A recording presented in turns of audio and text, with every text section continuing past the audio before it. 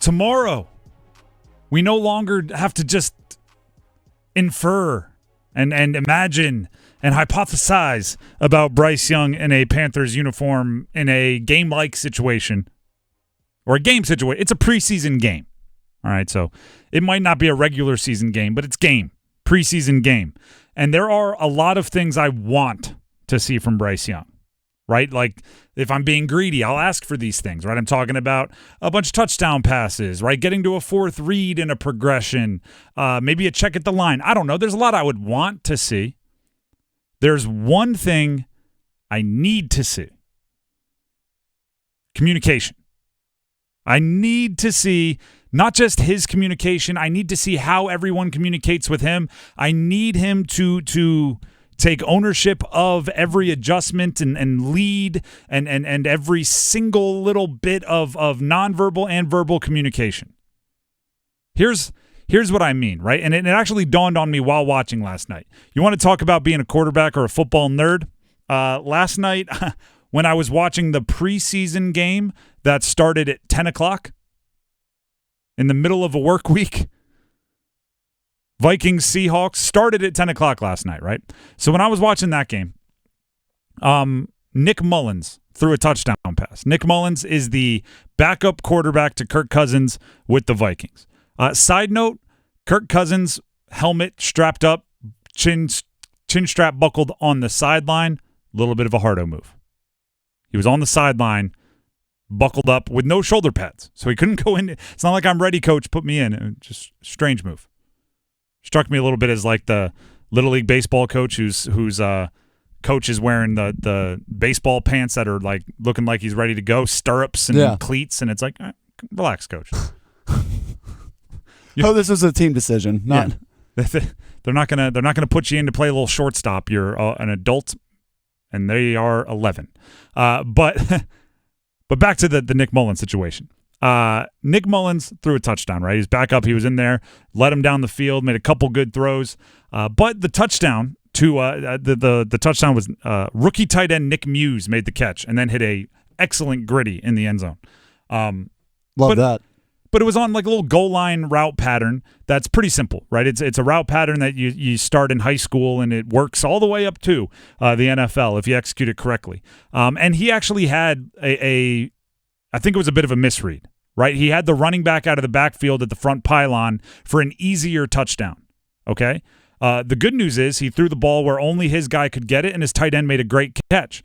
So, the way I describe that is it was a minus decision, but a plus execution, right? So he made a bad decision, but the ball was thrown so well and the catch was made so impressively that it was a touchdown anyway.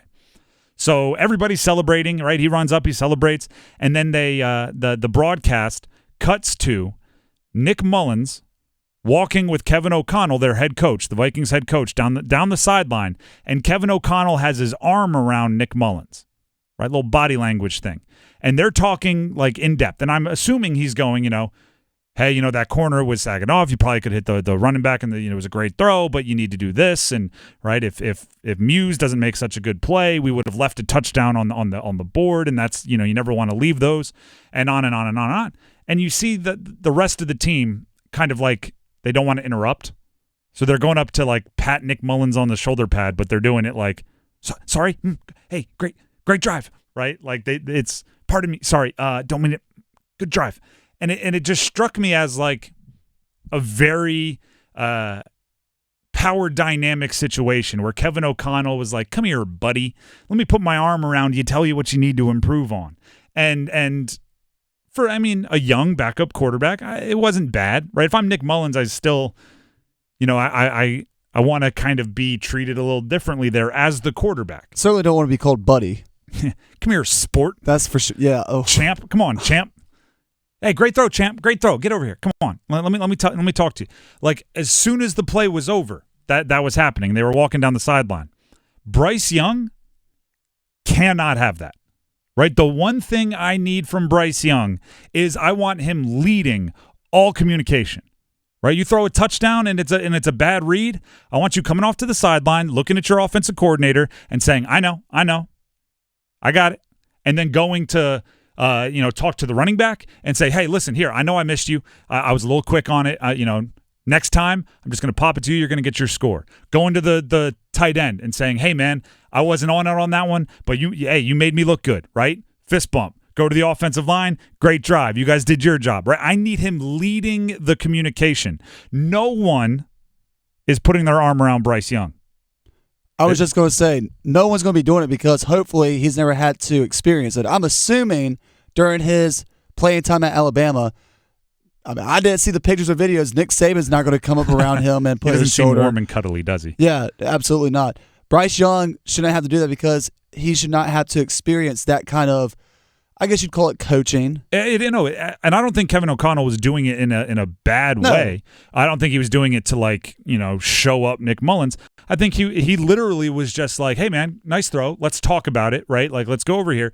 And I want the coaches coaching Bryce Young, right? Don't get me wrong. If he makes a bad read and then they complete the ball, I don't want them to go, well, we're not going to talk to him about it. Like I want to have those conversations, but it needs to be in a way where he's kind of, and I hate to say this, he's kind of the one in the power position, right? He's the one with the monitor, and he's the one that's pointing to, I saw this running back was cutting this way in the back of the end zone. Like exactly what you're saying, but it's he is the CEO of the franchise. That's what you say about your starting quarterback, right? You are the CEO of the entire multi-billion-dollar business. So you have to be the one like that initiates it. And it's I don't know if I'm getting the point across the way I specifically want to. My point is the difference between being a backup and a starter is the ownership of the offense. The difference between being a fourth-round pick and the number 1 overall pick is the ownership of the offense, right? It's yours. So if the offense is successful, you get to own it, right? And if there's a correction that needs to be made, it's a collaboration. Now, obviously, like I said, there's a lot I want him to do. I hope he goes 13 for 14, 180 yards, 2 touchdowns. The one incompletion was actually, a good ball, but the defender made a good play or something. Like I want all of that. But what I need is him to look and act the part. You can fix decisions, especially with someone who, by all accounts, and this is the one thing that stood out to Chris Lee, who we had on the show after the day of the joint practice with the Jets on Wednesday. Chris Lee was there, WRAL-TV, friend of the show. You've all heard him a ton. The thing that stood out to him about Bryce Young so far through camp is how when he makes a mistake, it's almost like he thinks about it, fixes it mentally, and moves on, right? And it's very... not like wipe it, right? Learn from your mistakes. It's not a complete flush of a bad play. Learn from it, move forward. And he said, like, it's obvious, right? It's almost like, oh, good. Now he'll never do that again. And that's the vibe I want. And, think of C.J. Stroud last night. C.J. Stroud, right? There probably were moments with either literal or metaphorical arms around him, right? It's okay. It's all right. Interception on your first drive, that's fine. Come here, let's talk about it, right? Why did you not see that safety? Right? Okay, you thought he was manned up on the tight end. He was, but the tight end stayed in the block, so he became a free rover. Now you have to go get him, right? Like they could be that simple, but it's the tone. It's the tone.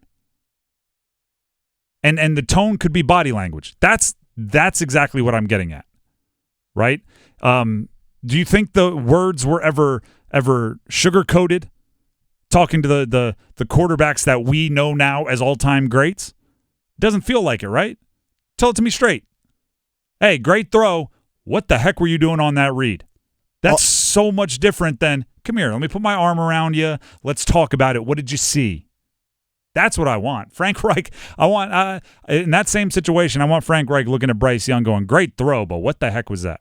Again, I also don't think that it's ever been sugar-coated while he was playing at Alabama. Yeah, exactly. Just because of the standard of that program. Like I almost want it to be sarcastic, right? If it's Chuba Hubbard out of the backfield and that's where the ball should have gone and you didn't throw it to him and you threw it to a tight end who was covered and it was completed anyway, I want the question to be, what? Do you not like Hubbard? You don't like Chuba? Like I want it to be that. What did he do something to you? Did he take your spot in the lunch line? What you don't like? That kind of stuff. Treat him as an equal. That communication. And I want him to then go to the rest of the offense, right? Sometimes coordinators will do that too. They'll tell Bryce Young, hey, so-and-so ran the wrong route on the backside. You go tell him, right? And then it's not the coach going over to yell at him. It's Bryce Young going over. Hey, did you run the 7 route when you were supposed to? No? All right, well, you need to. Da-da-da-da-da-da.